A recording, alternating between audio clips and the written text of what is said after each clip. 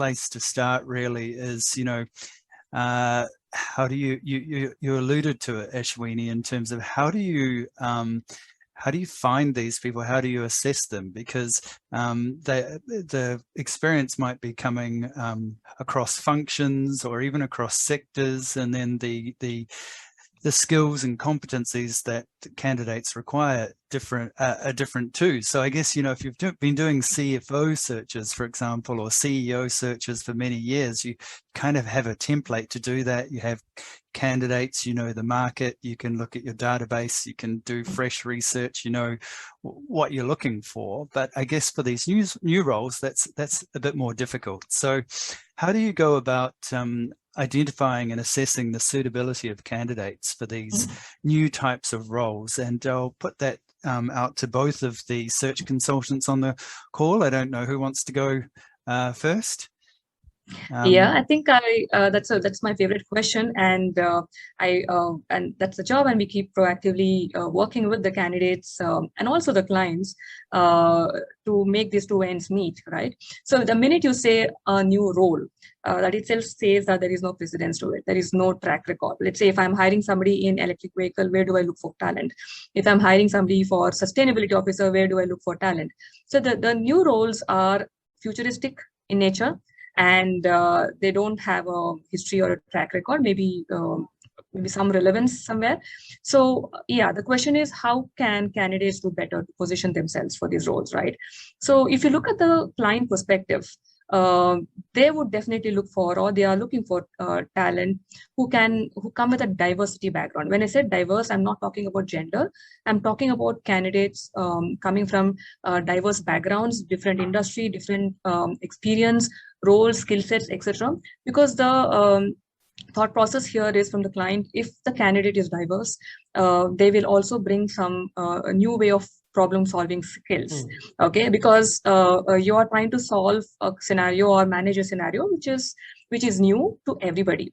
So the diversity actually becomes a game changer. Again, I'm re-emphasizing diversity means not gender. It is much beyond that, right? So now what's in it for the candidate? How do candidates prepare themselves?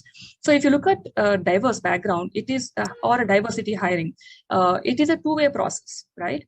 So when an organization is trying to scout for diverse talent from whatever the limited talent pool available out there, I think the onus is also on those candidates, the aspiring candidates who really want to do something new, something different. So the onus is also on them to sort of invest in themselves and try to learn and acquire different skills, right? They have to diversify their skill stacks very, very clearly.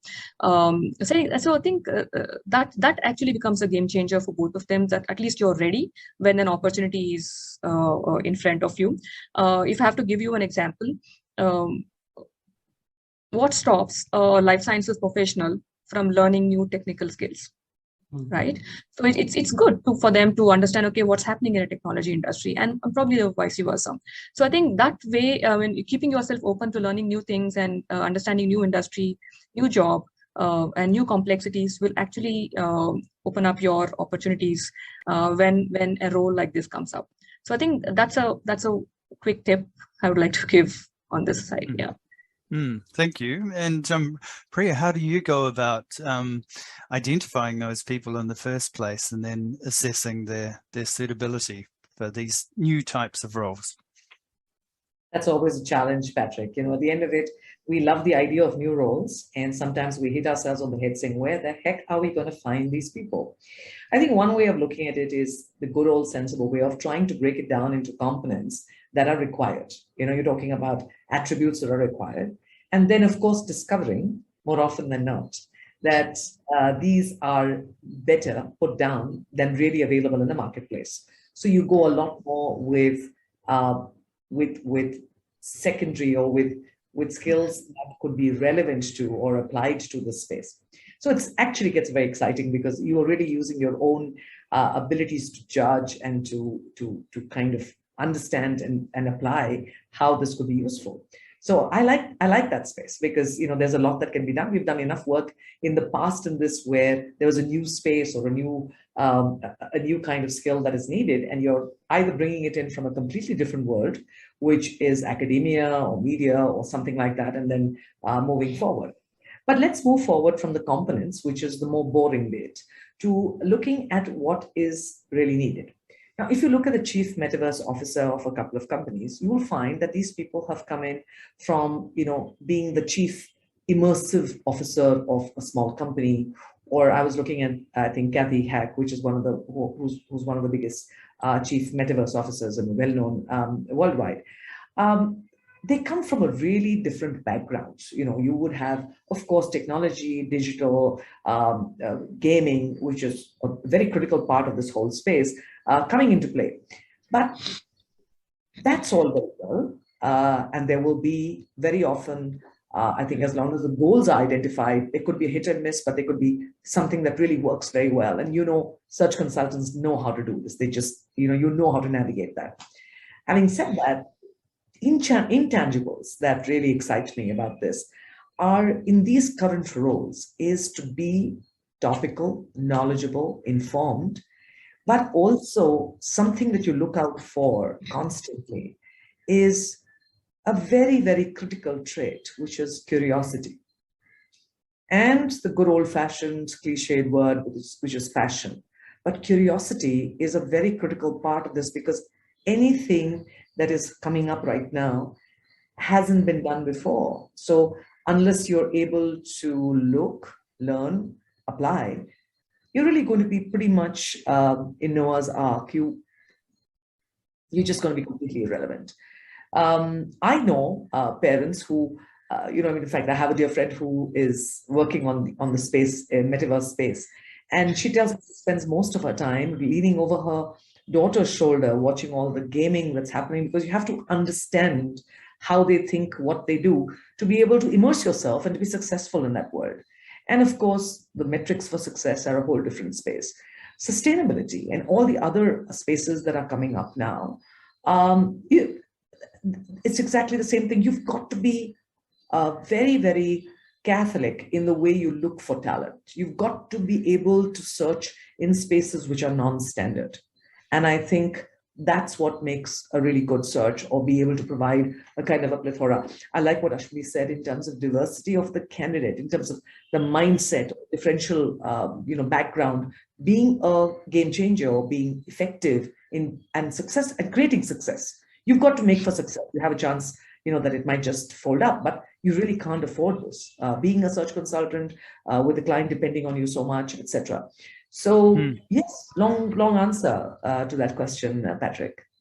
Thank you. And I guess the other side of the coin really is the candidate. So obviously you have to find talent and assess them and connect them to the client, but the candidate also has a responsibility to make that information accessible to the search firm and the client too, to make themselves visible. And we're lucky we've got a career advisor with us here today, Chetan. So I was wondering if you could talk to us about some of the things that candidates should be highlighting in their resume, CV, or LinkedIn profile, or other documentation related to their career. Yeah, just a quick one to add to Ashwini and Priya. Here, let's say it is we are looking at uncharted territories here, right? With respect to, let's say, a competency like blockchain. Somebody who would be passionate or curious about this this space, for example, right? So he would be something who would be building some projects on their own, or they would be sort of build some use cases that or white papers which could be later on be leveraged by a future employer, and can be seen as a starting point, for especially for these new age roles for which there is no precedent. Okay, just wanted to add touch upon that one point as well, in terms of roles where there is no track record.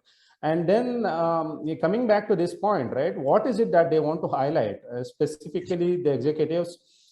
At the executive level, your future employer is less interested about your responsibilities. Okay, they can easily figure it out from the roles that you held. They can guess that. Okay, it's less about what and more about how and why do you do what you do. Okay, so your future employer is more eager to know about how you have created the impact, what was your thinking behind it, and why do you think that way. Okay, so it's less action, more impact. It's less about responsibilities which they can easily guess, and more about clarifying the competitive advantages that you have to offer. Okay, so this is primarily the case. But when I work with executives, a lot of them tend to be overconfident and underconfident at the same time.